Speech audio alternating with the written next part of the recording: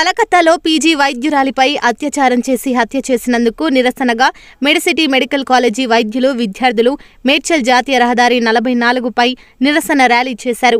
మానవత్వం నీచపు స్థాయికి దిగజారిందని చెప్పడానికి ఉదాహరణ ఈ ఘటన అని మెడిసిటీ వైద్య విద్యార్థులు అన్నారు. అందుకు నిరసనలో భాగంగానే 12 గంటలు వైద్య సేవలను దేశవ్యాప్తంగా నిలిపివేసి నిరసన చేపట్టామని చెప్పారు. డ్యూటీలో ఉన్న మెడికల్ పీజీ విద్యార్థినిపై అత్యాచారం, హత్య చేసిన నిందితులను వెంటనే శిక్షించాలని డిమాండ్ చేశారు. ప్రజలను కాపాడే వైద్యులను ప్రభుత్వాలు కాపాడాలని నినాదాలు చేశారు.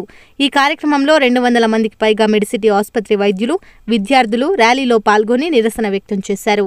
ఇక్కడ మెడిసిటీ నుంచి మా స్టూడెంట్స్ అందరితోటి మేమందరం ఇక్కడ ధర్నా చేస్తున్నామంటే ఇవాళ ఇంత ఘోరంగా, కిరాతకంగా, నీచంగా ఒక మన మెడికల్ మన ఒక డాక్టర్ని నైట్ డ్యూటీ చేస్తుండగా మధ్యరాత్రి ఇట్లా తెలియని దుండగులు, అది ఇంకా ఎవరనేది కరెక్ట్గా మనకి తెలియట్లేదు. అది ఒకరైతే దొరికారు, కానీ అది అతను నిజంగానే ఉన్నాడా, ఇన్వాల్వ్ అయ్యాడా అనేది మనకి ఇంతవరకు తెలియదు.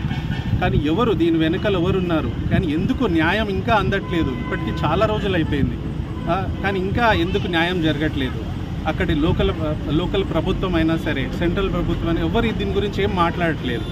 ఇదే మా ఆందోళన. అందుకే మేము మొత్తం దేశవ్యాప్తాన మొత్తం అన్ని మెడికల్ కాలేజెస్, అన్ని మెడికల్ సేవలు ఇవాళ మేము ప్రస్తుతానికి రద్దు చేసి అట్లీస్ట్ ఓన్లీ ఎమర్జెన్సీ సేవలు మాత్రం జరుగుతున్నాయి.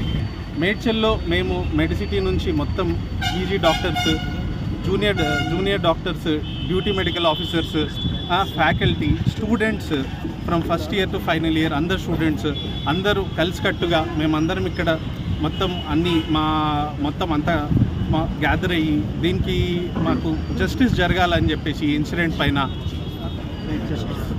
మేము ఒక మార్చ్ అనేది మనం మొత్తం ఈ మేడ్చల్ మెయిన్ రోడ్ పైన from Vivekananda statue to Medino hospital and చుట్టుముట్టున్న మొత్తం అన్ని ప్లేసెస్లో మేము ఒక ర్యాలీ అనేది కండక్ట్ చేశాము.